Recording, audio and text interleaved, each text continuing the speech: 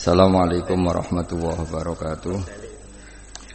Alhamdulillahirabbil alamin wassalatu wassalamu ala asyrofil mursalin sayyidina Maulana Muhammadin wa ala alihi washabbihi asma'in, amma ba'du. Yang kita hormati bersama Bapak Profesor Dr. Rustono selaku rektor, yang saya hormati Haji Ahmad Sudi selaku ketua yayasan, Dr. Haja Lulu Eliana selaku wakil rektor, Bapak Suyanto dan Pak Tri Leksono yang saya hormati, semua teman-teman di Universitas Veteran yang saya hormati. Judul yang kita pakai hari ini atau sore ini adalah muhasabah dan munajat kebangsaan. Saya cerita sedikit tentang teks resminya kebangsaan. Jadi kalau dalam bahasa Arab, kebangsaan atau komunitas itu disebut al-mustama'. Dulu Rasulullah SAW pernah mengingatkan kita semua akan hak-hak bertetangga atau hak-hak bersosial. Ada satu orang yang punya 3 hak, yaitu dia seorang muslim, berarti saudara seagama. Dia kerabat Anda, berarti saudara karena kerabat, unsur genetik. 3, karena dekat. Sehingga tetangga yang seperti ini punya 3 hak, yaitu hak satu agama, satu kerabat, dan satu komunitas. Kedua, yang punya 2 hak, yaitu dekat dan seagama tapi tidak keluarga. Terus ketiga, yang punya 1 hak, yaitu atas nama mereka dekat meskipun beda agama. Sehingga dari dulu Islam tidak pernah bermasalah ketika berteman sama non-muslim, sama komunitas yang macam-macam. Karena ketika kita bertetangga, siapapun dia itu punya 1 hak untuk kita berbuat baik sebagai atas nama tetangga, disebut hakul jar. Lalu lama-lama ada komunitas yang bernama negara, baik bersistem republik maupun bersistem kerajaan atau dengan sistem-sistem yang lain, yang mengharuskan kita bersosialisasi secara baik. Nah, lalu yang jadi ciri khas pesantren, ciri khas khazanah ulama adalah berbuat baik sama orang lain itu gampang. Gampangnya itu dimulai bahwa dengan berbuat baik itu kita dapat pahala. Kedua, dengan cara tawadhu. Tawadhu itu tidak merasa benar sendiri, tidak merasa superior sendiri, tidak merasa paling top sendiri. Ada beberapa paradok yang mungkin menjadi pelajaran kita. Mungkin di antara kita ada yang doktor, ada yang profesor, ada yang kiai alim, ada yang macam-macam pengusaha top. Tapi seringnya orang tuanya itu kadang-kadang itu tidak tamat SD, tidak tamat SMP itu. Jadi orang nggak tamat SMP bisa mengkader atau menciptakan orang sampai doktor. Kadang-kadang kita yang doktor menjadikan anak naik kelas saja susah. Pertanyaannya yang pinter itu siapa gitu. Jadi orang awam bisa menjadikan anaknya alim, doktor, kiai. Tapi setelah kita doktor, karena mungkin hidup kita mapan atau jabatan kita mentereng, itu didik anak itu susahnya bukan main. Sehingga di sini orang harus berlatih kearifan. Dulu mungkin ketika kita kecil, karena dengan segala keterbatasan keluarga kita, juga komunitas kita, atau zaman kita itu yang menggerakkan kehidupan itu kearifan. Sehingga orang itu bawaannya sudah bijak, mengalami apa saja bijak. Misalnya enggak punya uang ya tetap punya harapan. Tapi kalau sekarang enggak, belum sudah ditabungkan, diasuransikan, sehingga orang itu kepercayaannya sama materi itu luar biasa, bergantung sama materi. Dan itu awal dari masalah ketika yang diangan-angan itu tidak ada, karena terlalu bergantung sama materi. Jika kita yang nekuni dunia ulama, nekuni dunia fikih, kita terus belajar bahwa orang-orang top itu dilahirkan dari kearifan, bukan dari hal yang bersifat materi. Kearifan ini penting. Saya beri contoh dulu. Ada orang itu kholi itu dalam bahasa Arab artinya preman. Itu dia preman sekali. Ketika Nabi Isa jalan-jalan dengan Hawariyin, kaum pilihan, Bawaannya orang soleh itu mulai dulu itu menarik, meskipun bagi orang yang tidak soleh. Jadi saya ulang lagi, bawaannya orang soleh itu auranya menarik, meskipun bagi yang tidak soleh. Singkat cerita, preman ini spontan ingin bergabung derekno Nabi Isa dan Hawariyin ini. Tapi apa yang terjadi? Si Hawari ini, pendereknya Nabi Isa itu mempercepat jalannya karena beliau nggak mau sejajar dengan preman tadi. Si preman melambatkan jalannya karena nggak ingin setara atau segaris dengan yang Hawari, karena merasa tidak soleh. Masa orang tidak soleh kok jalan bersama orang soleh? Itu merasa nggak pantas. Lah yang Hawariyin merasa ingin cepat karena angkuhnya, nggak ingin jejer orang preman. Saat itu juga Allah memberi wahyu kepada Nabi Isa. Wahai Isa, bilang ke santri kamu itu yang orang Hawariyin, semua kebaikannya saya hapus. Dan bilang sama yang preman itu, semua keburukannya tak hapus. Yang satu dihapus kebaikannya karena angkuh, yang satu dihapus kejelekannya karena tawadhu. Kata Allah, liyasta'nifa al-amalah. Dua-duanya harus mulai dari nol untuk menjadi orang baik. Yang satu kehilangan semua kebaikannya, yang satu kehilangan semua keburukannya. Sehingga dari cerita-cerita kitab seperti ini di kitab Ihya, saya menyaksikan sendiri guru saya Kiai Haji Maimun Zubair, bapak saya mulai cerita orang-orang soleh dulu. Itu bertetangga dengan siapapun tidak masalah. Karena ada orang yang sedang fasik, sedang preman, sedang itu dibahasakan sedang itu nggak ada jaminan kalau berakhir dengan seperti itu. Jadi bagian dari kearifan kiai-kiai berbangsa dan bernegara karena tidak pernah menstigmasi bahwa orang lain itu lebih buruk ketimbang kita. Sehingga ya kita nyaman saja, nyaman berteman siapa saja karena kita tidak pernah punya perasaan lebih baik. Nah di sini kenapa para kiai itu fleksibel berteman berbagai kelompok, karena tidak pernah merasa lebih baik. Atau dalam bahasa terkenalnya disebut tawadhu. Jadi ketika orang merasa lebih baik, maka akan ada keangkuhan. Keangkuhan ini melahirkan sentimen. Sentimen ini lama-lama menjadikan sosial yang enggak sehat, bisa chaos. Nah dari pelajaran itu akhirnya kita cara bernegara, kita cara bersosialisasi itu ya nyaman-nyaman saja. Karena Allah Ta'ala itu membuat status sebenarnya itu di akhir, disebut husnul khotimah atau su'ul khotimah. Jadi banyak dicerita orang-orang dulu, orang yang nyantri dari awal niat nyantri nggak jadi wali. Sunan Kalijogo yang pertama kenal Sunan Bonang karena ingin garong, karena ingin begal, dalam cerita-cerita yang legendaris itu justru jadi santrinya dan jadi wali. Jadi perkenalan yang awalnya tidak baik berakhir dengan baik. Kadang-kadang perkenalan yang baik berakhir dengan kroni, dengan macam-macam yang tidak baik. Nah, dari sekian peristiwa itu akhirnya para ulama menyimpulkan bahwa hanya biyadihi al-amru, hanya Allah yang bisa mengendalikan semua urusan.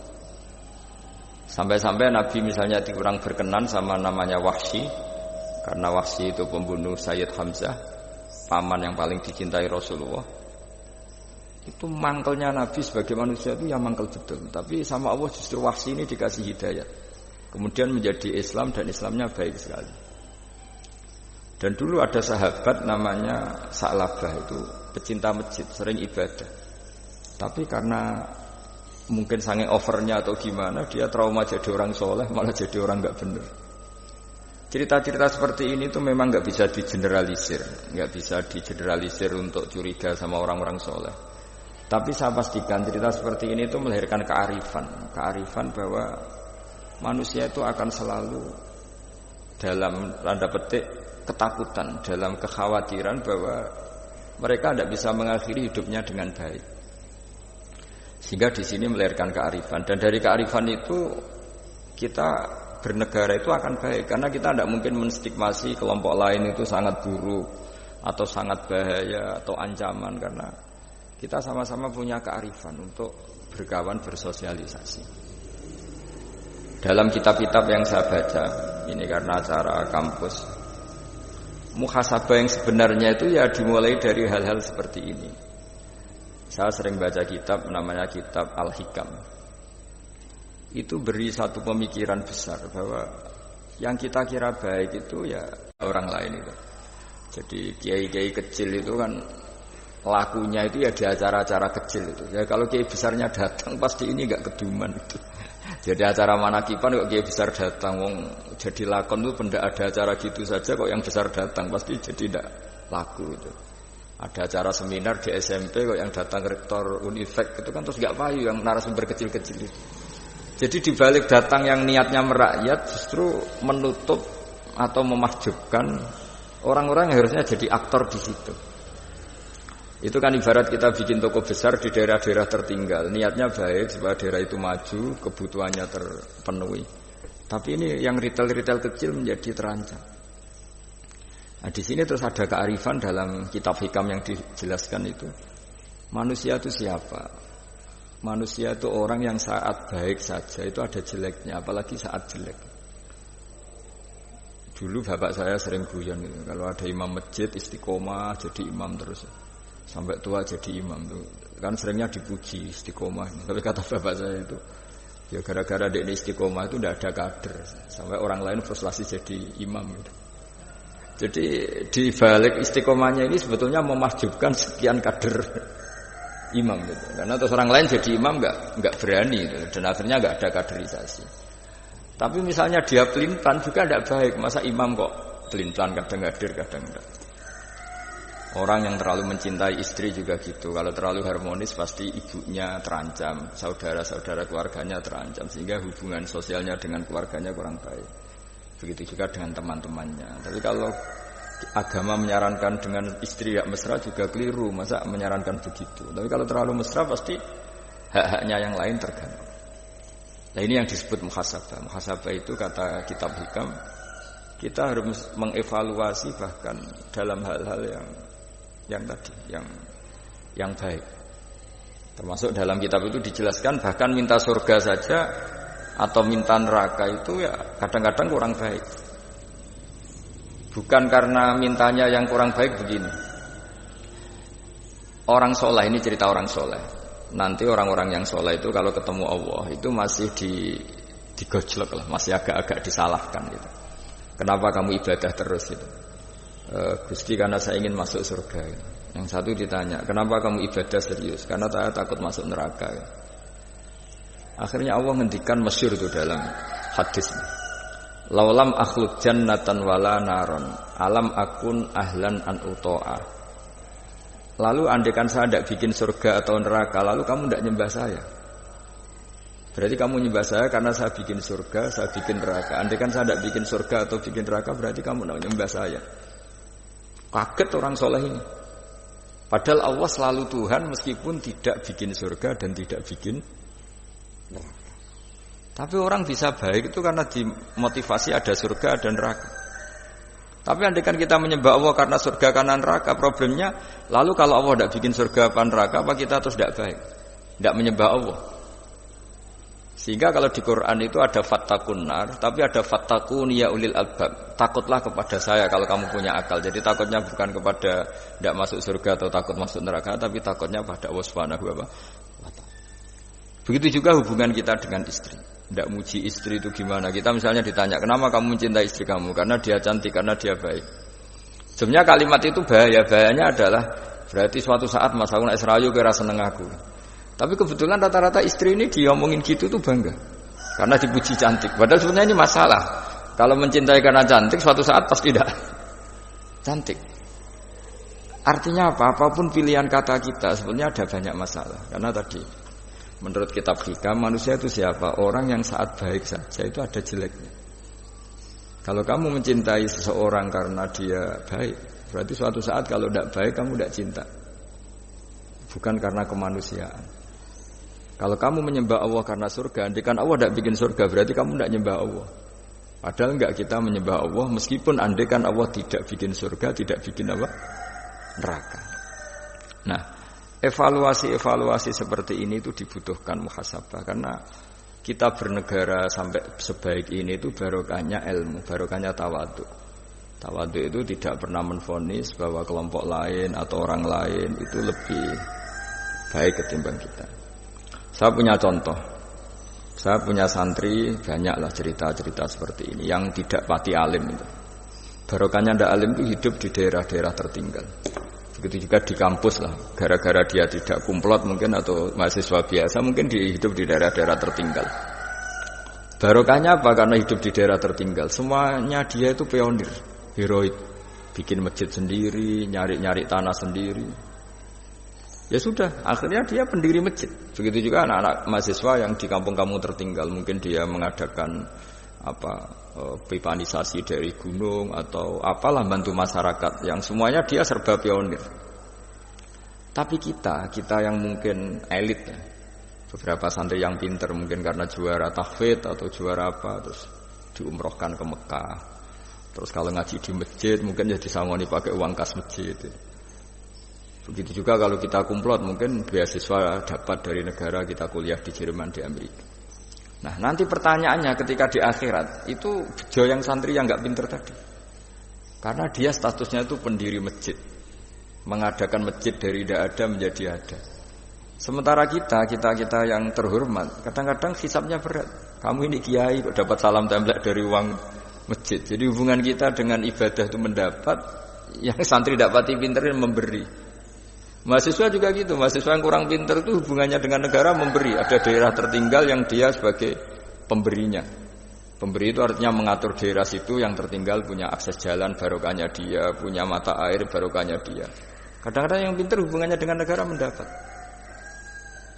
Nah di sini namanya muhasabah. Jadi ya tapi terus kita menyariatkan kalau gitu goblok saja Gus ya, jangan masa goblok disyariatkan.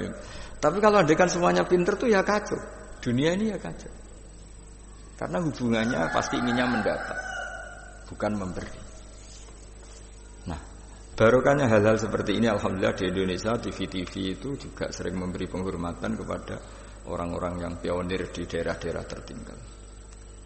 Nah, ini penting saya utarakan supaya perasaan kita berbangsa dan bernegara itu jaga empati sama yang lain, jaga kehormatan, jaga. Saya sebagai kiai itu ya kadang-kadang itu nangis di depan Allah. Orang-orang yang dulu bekerja nyari uang ya, memang ya nyari uang. Tapi barokahnya punya iman sedikit atau mungkin imannya ya biasa saja, kerja di Korea, bikin komunitas masjid. Mahasiswa yang di Jerman, di Amerika juga punya komunitas bikin masjid. Padahal andaikan di kampungnya itu mungkin orang yang sering ngerasani kiainya. Kadang kurang cocok atau masjidnya kurang gimana. Jadi kalau di daerah yang Islamnya sudah sehat itu agak-agak komplain, kerannya buntu saja sudah geger. Tapi dia ketika di daerah nggak ada masjid berikhtiar untuk bikin masjid. Jadi komunitas kesolehan itu kadang-kadang kemapanan kalau terlalu lama itu hanya melahirkan orang ingin komplain. Tapi yang tidak mapan sama sekali malah melahirkan orang itu heroik. Ketika negara ini sehat, mungkin orang malah menuntut negara. Padahal sebelum berbentuk negara, orang semuanya ingin memberikan hartanya, bahkan nyawanya untuk memerdekakan Indonesia. Nah, sehingga pesan saya sama Universitas Veteran bahwa ketika kita mapan pun itu dengan asumsi tidak mapan, sehingga hubungan kita dengan institusi, dengan yayasan, dengan pesantren, dengan yang kita pimpin itu hubungan heroik, bukan hubungan mendapat. Saya termasuk orang yang sering dimintai nasihat-nasihat. Banyak rektor, banyak pejabat, juga banyak kawan kiai. Saya itu terobati itu yaitu semuanya kita, termasuk setelah mapan itu usahakan hubungan itu hubungan heroik. Sehingga inginnya memberi. Nah, di sini disebut wa mimma razaqnahum yunfiqun. Orang baik itu siapa? Orang yang hubungannya itu ingin memberi, bukan ingin mendapat. Sehingga Rasulullah berkali-kali ngendikan al-yadul ulya khairum minal yadis sufla. Di mana-mana itu tangan memberi lebih baik dibanding tangan meminta. Nah, sekarang kenapa banyak problem di beberapa negara? Karena ketika orang terus pinter atau pinter lah, saya tidak perlu nyebut terjadi apa. Hubungannya itu kalau sudah pinter jadi dosen elit harus dapat berapa, kalau kiai elit harus dapat berapa. Nah, itu kalau semuanya ingin mendapat, ini negara bisa pusing. Yang guru besar ingin dapat banyak karena guru besar, kiai besar karena kiai besar. Yang miskin juga ingin mendapat karena miskinnya. Nah, kalau semua orang yang pinter, yang bodoh, setengah pinter, setengah bodoh hubungannya dengan negara ingin mendapat, ini negara bisa keteter. Tapi kalau hubungannya ingin memberi, atau kalaupun ingin mendapat, ya sumbut lah. Kalau orang Jawa sumbut dengan yang diberikan, itu insya Allah semuanya akan stabil. Jadi intinya agama ini menitik beratkan supaya hubungan kita dengan orang lain, dengan negara itu, kalau bisa hubungannya itu ingin memberi, bukan ingin mendapat. Tapi kalau semuanya yang miskin merasa berhak mendapat karena miskinnya, yang guru besar karena guru besarnya, kiai besar karena kiai besarnya, semuanya menarik dirinya sendiri, ini akan kacau. Nah dulu zaman pra kemerdekaan, atau kalau dalam Islam pra kemenangan, itu semua sahabat, semua saudara kita kalau dalam pra kemerdekaan, ya semua orang Indonesia hubungannya sama negara itu inginnya memberi, sehingga negara ini bisa berdiri, bisa merdeka ketika sebelum ada institusi, belum ada tata struktur negara. Sementara negara sesehat apapun, kalau hubungan masyarakatnya ingin mendapat, itu berat. Nah, di sini heroiknya para leluhur kita, bahwa mereka bisa melewati masa-masa sulit karena dengan mental ingin memberi. Ya memberi apa saja, entah pikirannya, entah keuangannya, bahkan kalau dulu nyawanya. Jadi ini yang saya titik beratkan. Sebelum saya tutup, saya ingin cerita ya tentang saya jelaskan. Jadi dulu perasaannya orang, meskipun sesoleh apapun, sebaik apapun, perasaannya itu ada saja salahnya. Sehingga kalau dalam makalah paling terkenal yang didawuhkan Rabi Adawiyah itu, wastighfaruna yahtaju ilal istighfar, sudah minta maaf sama Allah saja, sebetulnya dalam minta maaf ini juga butuh istighfar lagi. Karena orang minta maaf itu kadang-kadang ya ingin mendapat yang lebih. Ada orang punya utang gitu, tanggungan sama istrinya karena sering masalah itu. Itu minta maaf itu ya supaya bisa utang lagi. Jadi gayanya minta maaf tapi supaya bisa utang lagi. Mungkin kita kalau punya utang sama orang lain, gayanya minta maaf tapi supaya punya akses utang lagi. Itu namanya minta maaf tapi ada masalah. Nah jangan-jangan istighfar kita sama Allah juga gitu. Istighfar sama Allah tapi minta dimaklumi kalau salah lagi. Nah di sini karena masih ada tercampur mental seperti ini, kata Rabi Adawiyah, wastighfaruna yahtaju ilal istighfar. Ketika kita istighfar itu masih butuh istighfar yang lain. Nah dalam kebaikan juga gitu. Ketika kita baik jadi orang soleh, ternyata bawaan kita ingin dihormati. Dulu sebelum kita soleh itu ya kalau di majelis di belakang nggak tersinggung, nggak diperlakukan khusus, nggak tersinggung. Tapi setelah kita soleh, setelah kita kiai, setelah kita dosen, setelah kita rektor, kalau nggak duduk di depan tuh kayak nggak diregani. Itu ya termasuk mental-mental yang kurang baik kalau dalam ilmu tasawuf. Justru setelah kita terpelajar, malah permintaannya aneh-aneh. Padahal agama ini hanya mengajarkan wa ma umiru illa liya'budu wa mukhlishina lahuddin. Agama ini hanya mengajarkan kalau ingin jadi orang soleh yang ikhlas. Kalau ingin jadi dosen, dosen yang ikhlas. Kalau ingin jadi guru, ya guru yang ikhlas. Karena biaya ndak ikhlas itu mahal sekali.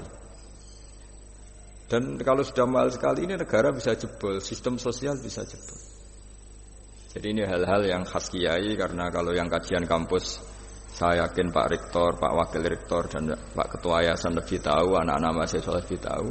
Saya kalau ngaji di kampus memang kan cerita khas pesantren, karena justru ini saling melengkapi. Saya tidak perlu basa-basi bicara ilmu khas mereka karena mereka lebih tahu. Kalau dalam bahasa Rasulullah SAW, antum a'lamu bi umuri dunyakum. Kamu lebih tahu tentang urusan yang kamu geluti. Tapi kalau urusan akhirat, urusan agama, mungkin karena kita yang menekuni itu, mungkin kita lebih tahu. Nah, di antara ilmu yang saya utarakan hari ini, sore ini, bahwa orang soleh sendiri itu sebetulnya nanti masih ditanya sama Allah tadi. Kenapa kamu nyembah saya? Karena ingin masuk surga. Kenapa kamu nyembah saya? Takut neraka. Lalu kamu tidak hormat saya, kata Allah, ketika saya tidak bikin surga, tidak bikin neraka. Akhirnya mereka sadar bahwa ibadah itu harus murni karena Allah Subhanahu wa ta'ala, bukan karena takut masuk neraka, juga bukan karena ingin masuk surga. Ya sama seperti kita mencintai anak kita, yaitu sebagai karena anak kita. Jangan karena anak kita ringkeng satu, anak kita kumplot, lalu terus kita membiarkan anak kita saat ada naik kelas. Toh tetap anak kita. Saya mencintai suami saya karena dosen penghasilannya banyak. Lalu suatu saat kalau ada masalah di PHK atau ada masalah terus tidak suami kamu. Makanya di sini agama itu sangat menyarankan kesejatian. Jadi dia suami kita, dia anak kita, apapun kondisinya. Nah kira-kira gitulah, ikhlas itu kira-kira seperti itu. Jadi jangan sampai alasan-alasan yang bersifat materialistik itu yang menjadikan kita mencintai istri karena cantik, mencintai suami karena hasilnya besar. Suatu saat kalau itu berubah, kita akan masalah. Di sini agama menyarankan ikhlas. Makanya semua kitab di khazanah kita dimulai bab niat. Bab niat itu begini.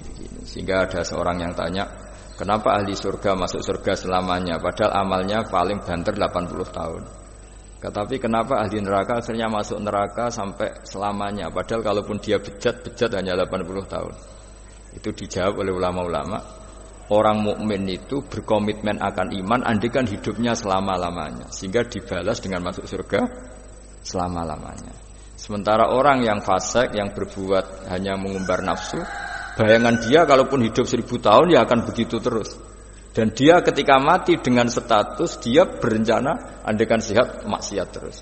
Karena punya rencana seperti itu diganjar neraka yang selamanya lama. Maka saya mohon niat ini juga yang harus mengilhami para rektor, para dosen. Andekan sudah ada jabat pun tetap berkomitmen pada institusinya, pada yayasannya. Jangan kalau jabat serius, sekali tidak jabat malah ganggu. Itu enggak boleh. Harus.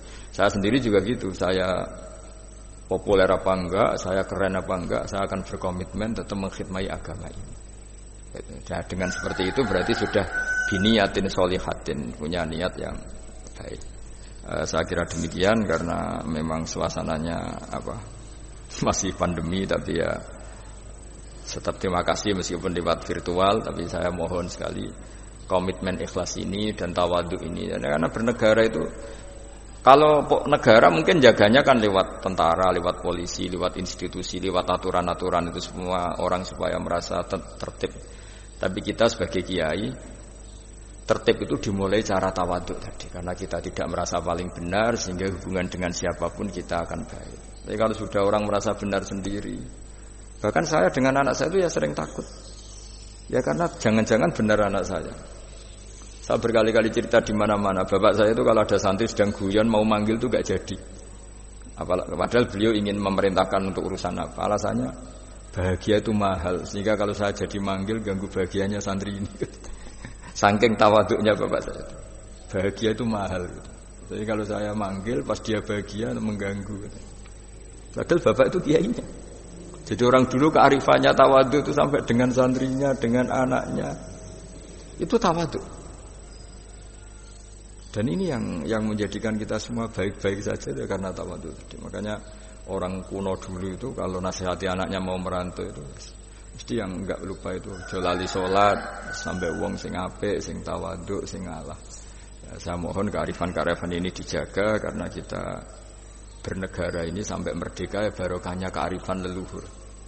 Kita sudah menikmati kemerdekaan sedemikian rupa itu kenapa bangsa ini bisa lolos dari penjajahan? Karena orang-orang luhur dulu itu nasihatnya tunggal tadi. Kita patriotik, kita heroik, hubungan dengan negara memberi, sehingga terus bisa merdeka. Coba kalau dulu sudah latihan merdeka, hubungannya mendapat geger rebutan aset, rebutan apa saja bisa habis kita sebagai bangsa. Saya kira demikian. Assalamualaikum warahmatullahi wabarakatuh.